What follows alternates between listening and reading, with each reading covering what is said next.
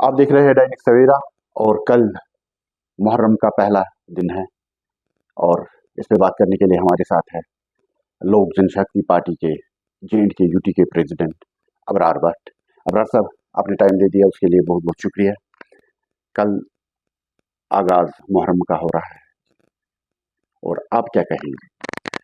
देखिए, सबसे पहले इस मुहर्रमुल हराम पे हम एडमिनिस्ट्रेशन से ये गुजारिश करते हैं कि प्रॉपर तरीके से हर कोई चीज़ होनी चाहिए। इलेक्ट्रिसिटी जो है, फर्स्ट एड हमारा होना चाहिए, पुलिस के जो है वो पिकेट्स होने चाहिए हर जगह पे, ताकि कोई लॉ एंड ऑर्डर की प्रॉब्लम नहीं होनी चाहिए। लोग अच्छे से रहने चाहिए, क्योंकि गर्मी है, टेम्परेचर में भी काफ़ी इजाफा इस टाइम हो रहा है।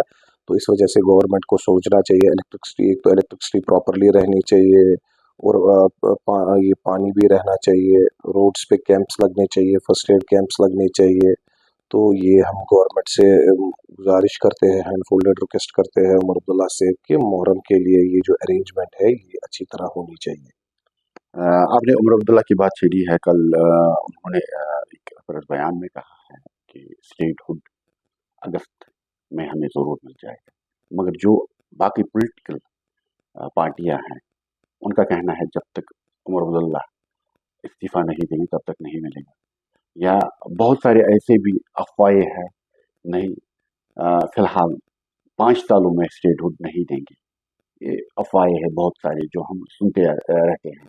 आप क्या कहेंगे इस पे? देखिए, मैं आपको एक चीज़ बताऊंगा, ये जो स्टेटहुड का है, देखिए ये तो स्टेट गवर्नमेंट तक नहीं है।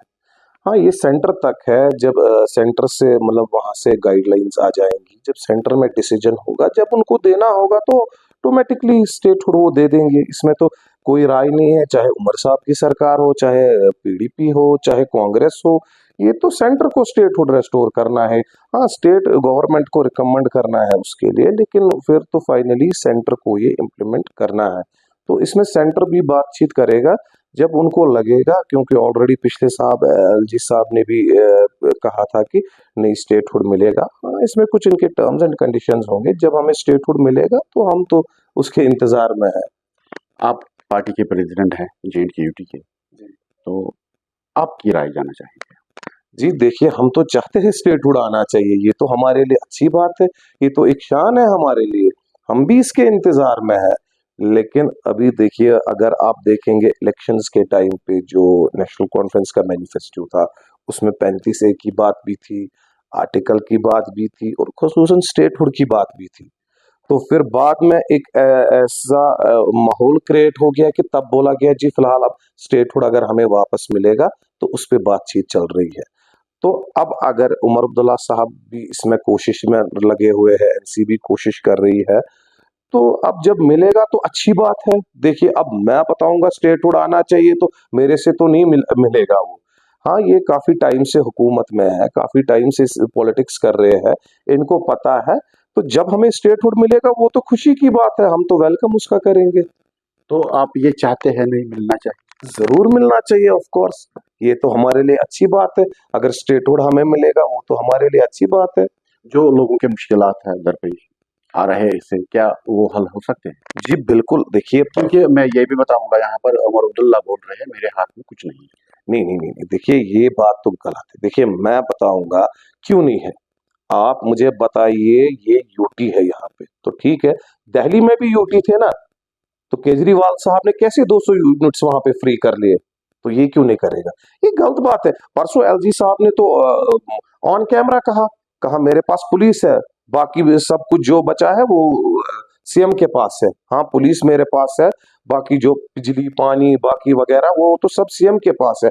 और मैं चाहता हूँ, ऑनरेबल CM से मैं गुजारिश करता हूँ कि आप भी इसमें थोड़ा कीजिए, लोगों को रियायत मिलनी चाहिए। आप प्रपोजल बनाइए, सेंटर में भेजिए, ठीक है। अगर 100% काम है, 100 में से फिर भी 30-40% काम ग्राउंड पे दिखाइए, ताकि लोग भी उसमें खुश हो जाएंगे।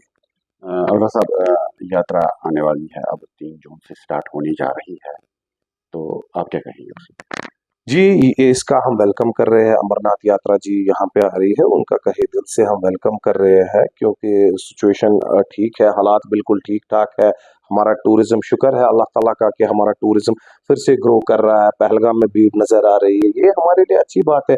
यात्रा यहाँ पे आएगी, मोस्ट वेलकम उनका। हम यहाँ दिल से उनका वेलकम कर रहे हैं, शाना बशाना उनके साथ खड़े रहेंगे, पूरी आवाम यहाँ पे उनके साथ खड़ा रहेगी।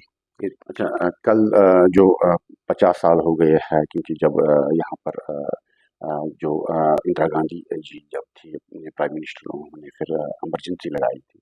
कल 50 साल उसमें पूरे हो गए हैं और बीजेपी की जानब से इसको घोषित किया है ब्लैक डे के। तो आप क्या कहेंगे? देखिए, इस पे मैं कुछ बोल नहीं सकता हूँ, क्योंकि ऑलरेडी मेरा उतना पॉलिटिकल बैकग्राउंड तो है नहीं कि मैं इंदिरा गांधी के टाइम पे मैं पैदा भी नहीं हो गया होगा। तो मेरा उतना बैकग्राउंड पॉलिटिकल है नहीं, तो इसमें इनके आपस में क्या इख्तलाफात होंगे वो ये देखेंगे। नहीं, मेरा कहने का मतलब है आप किस साइड से हैं? क्या उस वक़्त ठीक हुआ था? क्योंकि मैं भी उस वक़्त पैदा नहीं हुआ था, मगर ये पढ़ा मैंने भी, जो सिचुएशन उस वक़्त हुई थी, पूरा बंद किया गया था, प्रेस को बंद किया गया था, मैं उसके हिसाब से बोल रहा हूँ, क्या वो उस वक़्त सही हुआ था? नहीं, बिल्कुल सही उस वक़्त सही नहीं हुआ नहीं। था। तो आपकी क्या राय है? अब जो बीजेपी ने उसमें फैसला लिया है, मुझे लगता है वो ठीक फैसला है जो बीजेपी ने उसमें लिया है फैसला। तो खोल के नहीं बोल रहे हैं आप। नहीं बोल रहे हैं, वो जो बीजेपी ने लिया वो ठीक ठाक फैसला है उसमें, बिल्कुल। बीजेपी का ठीक-ठाक फैसला था और लोगों से अब सबसे बड़ी बात यहाँ पर फिर मैं आ जाऊँगा मुहर्रम पे, क्योंकि पहले जब एबरगेट आर्टिकल हुआ था, उससे पहले हमें ज़्यादा देखने को मिल रहा था, सियासी लड़ाई पथराव होता था और उसमें बहुत सारे एलिमेंट्स होते थे, क्योंकि कोशिश जो करते थे माहौल ठीक नहीं होना चाहिए, मगर जब एबरगेट आर्टिकल हुआ था उसके बाद ये देखने को नहीं मिला है।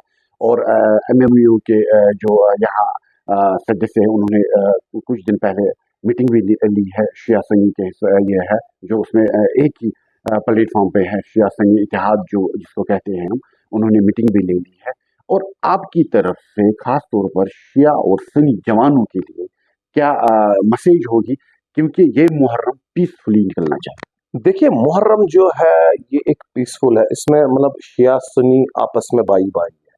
इसमें हाँ कुछ इख्तलाफात होते थे, प्रोवोकेशंस होते थे, जब पहले की गवर्नमेंट थे वो अल्लाह ताला बेहतर जाने वो क्या एजेंडा था उस वक्त उनका।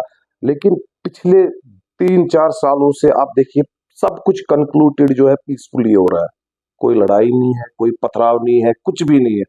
तो इसमें हम कोऑर्डिनेट करेंगे एक साथ, हमारे जो शिया बरादरी के लोग हैं, हम हमारे भाई है वो, हम उनके साथ एक साथ रहेंगे, कोई इख्तलाफात नहीं है हमें आपस में, हम आपस में भाई हैं।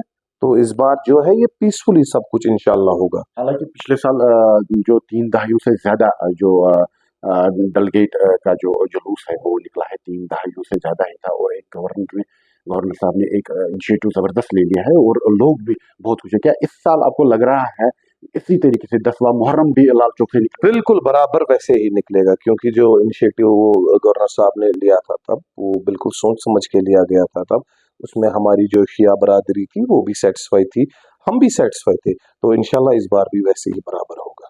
अबरार साहब, आपने टाइम दे दिया उसके लिए बहुत बहुत शुक्रिया। ये और ये हकीकत है, पीसफुली सब कुछ होना चाहिए। और अबरार साहब ने ये भी बोला, स्टेटहुड हमें मिलना चाहिए। लोगों की जो तवक़ात है, लोगों की जो मसाइल है, वो तब हल हो सकते हैं, क्योंकि यहाँ की जो इस वक़्त मौजूदा गवर्नमेंट है, वो कह रही है हमें इसके सिवा कुछ हम लोगों के लिए काम नहीं कर पाते हैं, इसलिए हमें स्टेटहुड ज़रूरी चाहिए। चाहे वो नेशनल कॉन्फ्रेंस के प्रेसिडेंट डॉक्टर फ़ारूक अब्दुल्ला साहब, उसने भी बोला और उमर अब्दुल्ला ने भी कल बोला है।